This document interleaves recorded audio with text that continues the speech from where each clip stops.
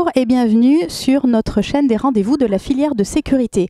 Au micro de SED Magazine, j'ai le plaisir d'accueillir aujourd'hui Monsieur l'ambassadeur Jean-Paul Laborde. Vous êtes directeur du Centre d'expertise lutte contre le terrorisme. C'est donc évidemment le sujet qu'on va évoquer avec vous suite aux derniers événements qui ont touché la France. Que peut-on dire? Quel est votre regard sur l'état de la menace qui pèse sur notre pays?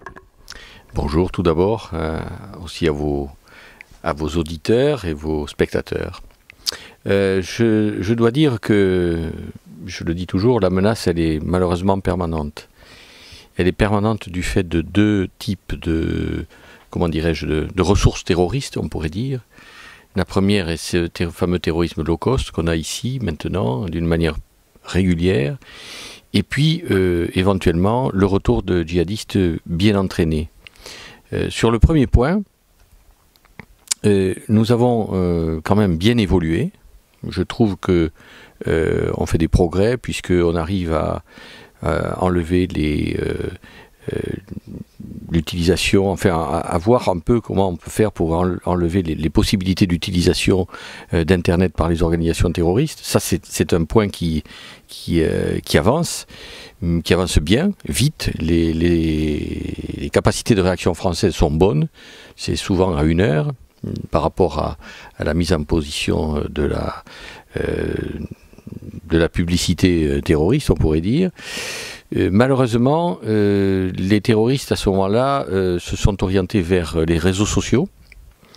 Alors on se fixe tous sur Twitter, sur Telegram, sur WhatsApp, et il faut aussi penser aux petits réseaux, aux petits endroits dans lesquels se nichent des communications terroristes, mais aussi à d'autres grandes possibilités qu'ils ont et qu'on a peut-être moins à l'esprit à travers Skype, à travers d'autres éléments de cette nature. Donc, si vous voulez, on a bougé vers les réseaux sociaux. Donc maintenant, et là, c'est beaucoup plus difficile à chercher, beaucoup plus difficile à trouver. Mais enfin, il y a une meilleure coopération, on peut dire, entre les compagnies privées, maintenant, entre les entreprises privées et l'État. Le problème qu'on avait, c'est que pour avoir du renseignement, les organismes d'État souvent travaillaient par eux-mêmes. La coopération avec le secteur privé n'était pas forcément une habitude, je dirais. Ça, c'est le premier point. Deuxièmement, c'est la véracité de la preuve. C'est-à-dire comment on fait, est-ce que c'est une véritable communication, est-ce que c'est pas une communication? Voilà à peu près ce qu'il faut retenir.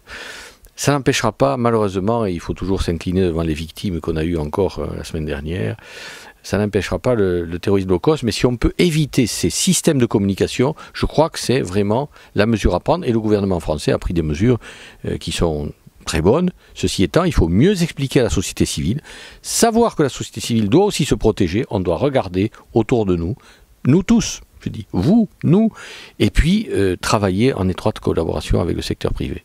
Alors toujours dans l'actualité est revenue cette polémique entre guillemets sur ces fiches S, sur ces fichiers S. Quel est le regard que vous portez, vous qui êtes sur cette thématique du terrorisme depuis un peu plus de presque 20 ans, me semble-t-il?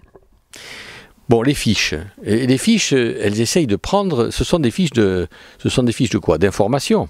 Ce n'est pas forcément des fiches de renseignement comme le disent les spécialistes. Ce sont des fiches d'information. Alors il y a du renseignement dedans aussi. Et plus on en prend, plus ça devient du renseignement. Il n'empêche que c'est un système ouvert. Si on prend, si on fait référence à la géométrie, on dirait, on a un système d'angle qui est très très ouvert. 100 degrés, je ne sais pas, enfin, en tout cas, vous avez un angle ouvert. Si vous avez deux solutions, ou bien vous rétrécissez l'angle et vous avez moins de monde et vous risquez de prendre moins de personnes dans les filets, ou bien vous avez un angle ouvert, à ce moment-là, vous avez beaucoup de gens, mais évidemment, moins de précision. Une fiche, c'est une fiche. C'est pas parce qu'on est fiché S qu'on est un terroriste. On est fiché S parce qu'il y a des éléments qui peuvent penser qu'il pourrait y avoir. Donc c'est large le fichage S. Est-ce qu'on doit faire un sous-fichage? Est-ce qu'on doit avoir des éléments complémentaires pour comment dirais-je, trouver nos assises d'une manière plus stable? Vraiment, nos agences ont fait beaucoup de travail. Vous n'allez pas mettre tous les fichiers S en prison, c'est pas possible. Sinon, il y aurait et d'abord, je veux dire, le système judiciaire, moi en tant que juge, je ne pourrais pas permettre de mettre tous ces gens-là en prison. C'est impossible, puisqu'on n'aurait pas d'éléments suffisants caractérisant une association de malfaiteurs à but terroriste. Parce que vous ne pourriez avoir que ça. Il faut d'abord qu'il y ait une association de malfaiteurs, ou il faut qu'il y ait un acte de terrorisme. Vous ne pouvez pas mettre des gens en prévention pendant des années. Ça n'existe pas nulle part, et ça n'est pas l'état de notre démocratie. Ça n'est pas le reflet de ce que l'on est. Donc, c'est certainement travailler davantage sur la question information-renseignement, mais il faut malheureusement considérer qu'on a un risque. Est-ce qu'il faut, selon vous, faire évoluer la loi? Est-ce qu'aujourd'hui, la loi française a besoin d'évoluer, ou est-ce que vous estimez que ce dont on dispose actuellement est suffisant? Le législateur français est celui qui légifère le plus dans le monde. Ce qu'il faut, ce sont des choses qui marchent. La loi, je suis un peu réactif quand je dis ça, mais la loi, et on a assez de lois. On ne va pas encore changer la loi. À quoi ça va servir de changer la loi? Il faut que dans les lois que l'on a, on trouve suffisamment de ressources pour travailler. Il faut donc que, je veux dire, on soit peut-être plus précis, que l'on affine, mais laisser les agences travailler. Les agences savent travailler. Elles se connectent de plus en plus entre elles. Elles travaillent de moins en moins isolées et compartimentées. Entre le ministère de la Défense, le ministère de l'Intérieur. Bon, ça fonctionne. Maintenant, on a aussi la question, comment dirais-je, de la réglementation des données personnelles qui viennent de sortir. Donc, on dit il faut d'un côté, si vous voulez, ouvrir, mais de l'autre côté, on ferme.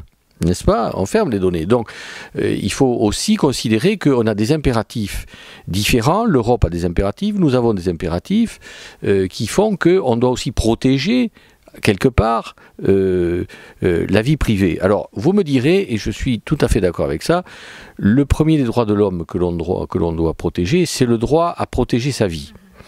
Je ne viens pas à dire le droit à la vie parce que ça entrerait dans des problèmes éthiques que nous n'avons pas abordés ici, mais le droit à protéger sa vie. Vous ne pouvez pas exercer vos droits, votre liberté d'aller et venir, votre liberté d'aller au spectacle, etc., si vous n'avez pas la vie. C'est clair, c'est votre droit à conserver votre vie.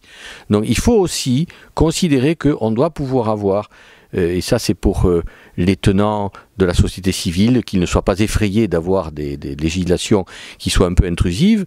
Moi je trouve que effectivement, si on y laisse un peu de notre vie privée, mais si on protège notre droit fondamental qui est le droit à conserver sa vie, je veux dire, ça vaut quelquefois plus, et je suis sûr que ce brave jeune homme qui a laissé la vie samedi dernier, il aurait préféré qu'il y ait un peu plus de mesures intrusives et un peu moins de, comment dirais-je, et qu'il ait pu conserver sa vie. Voilà. C'est là, si vous voulez, qu'il faut travailler aussi avec la société civile et avec le monde académique pour faire comprendre que là, on a besoin d'une balance un peu différente. Il y a des droits fondamentaux qu'il ne faut pas toucher. Le droit, par exemple, au procès équitable. Mais sur la prévention, on dit qu'on vit dans une société sécuritaire. Elle n'est pas tant que ça, sécuritaire. Elle a des mesures intrusives, certes, qui quelquefois ne sont efficaces que sur 2 ou 3 affaires, mais si c'est efficace sur 2 ou 3 affaires qui protègent bien 3 ou 4 vies, moi je suis d'accord. Une dernière question concernant la coopération, c'est un point que vous avez souligné tout au début. Il y a beaucoup de choses qui sont faites, on voit que ça s'améliore, on a toujours l'impression qu'on peut mieux faire. Quel serait finalement peut-être votre appel à vœux ou ce que vous souhaiteriez voir évoluer en matière de coopération internationale? En matière de coopération internationale, je dois vous dire que j'y travaille depuis 25 ans et c'est un grand chagrin pour moi. Ça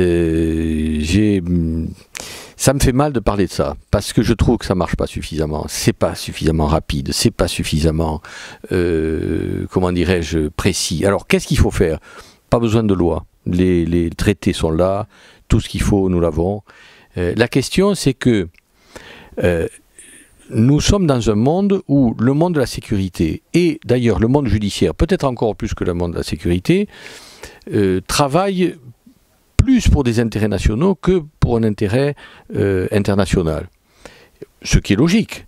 Mais à la fin, on ne se rend pas compte qu'en travaillant que pour ces intérêts nationaux, on ne travaille pas forcément à l'avantage de notre nation. C'est-à-dire que, par exemple, on pourrait avoir peut-être plus de communication avec je pense, les autorités judiciaires étrangères, etc. Mais par essence, par exemple, je parle du judiciaire parce que c'est le monde que je connais bien, les juges ne se rencontrent pas.